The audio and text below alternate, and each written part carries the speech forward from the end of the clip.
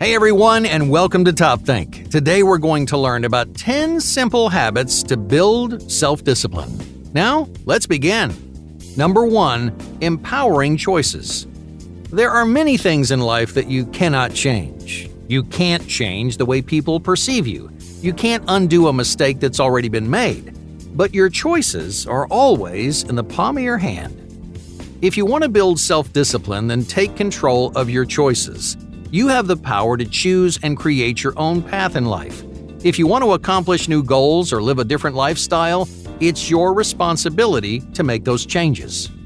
For example, if you want to increase your productivity, you need to make positive choices that foster efficiency, creativity, and concentration in your daily routine.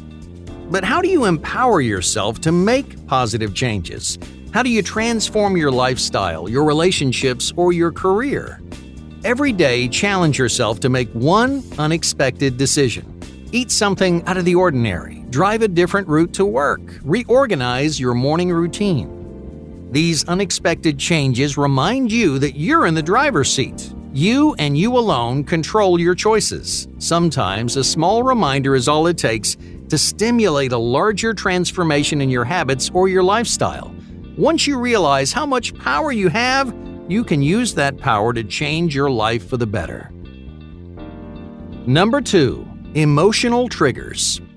Do you find yourself repeating the same bad habits? Do you fall into the same traps day after day? To build self-discipline, you need to recognize the impulses and pitfalls that cultivate your bad habits. Take a moment to think about when and where you struggle. Do you spend too much money when you get excited? Do you lose control whenever you get angry? These situations revolve around an emotional trigger. An emotional trigger is a feeling or a combination of feelings that cause an impulsive reaction. You may do things you regret. You may spend too much money. You may say something you don't mean. Either way, you're doing something you don't want to be doing. It's really important to recognize your emotional triggers before they impact your life.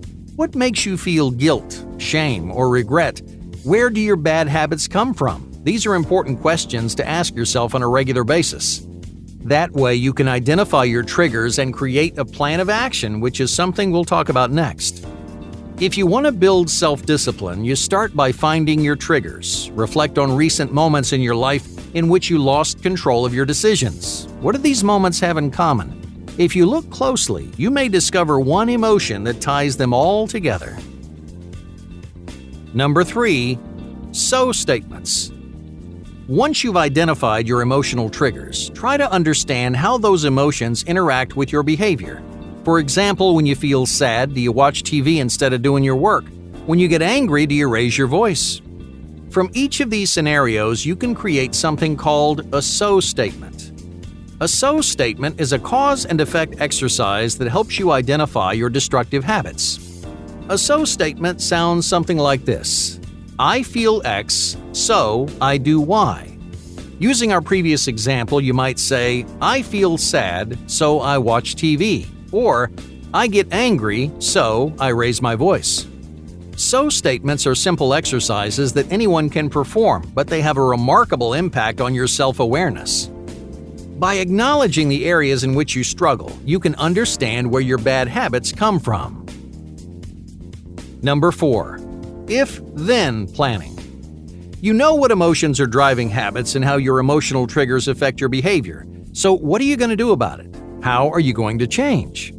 Our next exercise gives you an easy and repeatable plan of action. Using your emotional triggers and so statements, you're going to craft something called an if-then statement. An if-then statement sounds like this: if X happens, then I will do Y. The goal of an if-then statement is to reroute your emotional trigger. Instead of engaging with the same bad habits, you're going to create a detour, which you can use each time those negative emotions creep into your life. For example, you might say, if I get angry, then I will take 3 deep breaths. Instead of raising your voice like you usually do, you're rerouting your emotions into a positive and constructive action. Every time you get angry, you'll know exactly what to do, and that gives you control over your emotional triggers. To build self-discipline, you can use if-then statements for just about anything. Use them to motivate yourself to accomplish challenging goals. Use them to overcome bad habits and create good ones. No matter what you're trying to achieve, this exercise creates a bridge between your intentions and your actions. That way you can actualize your ambitions, control your impulses, and accomplish specific concrete goals. Number 5. Short-term control. Many people struggle with delayed gratification. For example, we struggle to control our relationship with television, video games, and social media. If you're like most people, you may not know how to put your long-term goals in front of your short-term desires. Luckily, there's one easy habit that you can use to strengthen your self-control.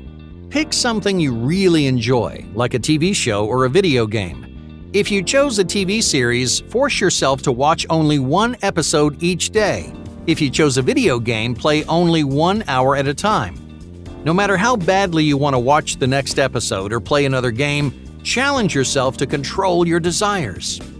This exercise teaches you to manage short and long-term rewards. By waiting a week in between episodes, you're building patience, self-discipline, and mental fortitude. Over time, these changes will impact your life on a larger scale. You can moderate bad habits, you can prioritize larger goals, and above all, you gain control over impulsive short-term desires. And that is an invaluable skill. Number 6. Self-monitoring. Self-control isn't black or white. You may avoid something one day and engage the next. You may stay disciplined for a couple of hours and then surrender to temptation. Even if you stay disciplined for just 15 minutes, that's a step in the right direction. You're still earning 15 minutes of time you otherwise would have wasted. To build self-discipline, practice appreciating your progress. Recognize and reward yourself when you overcome obstacles that you've never overcome before. You may fall short, you may not maintain your self-control forever, but every bit of progress counts. So keep track of your improvements, no matter how small. Not only does your progress show you how well you're doing, but it's a great source of motivation, pushing you toward a more disciplined lifestyle. Number 7. Ego depletion. When you're learning self-control, where do you start? What bad habits should you address first? If you want to build self-discipline, it's important to be patient with your new lifestyle. Just because you've decided to make changes, that doesn't mean those changes are going to happen right away.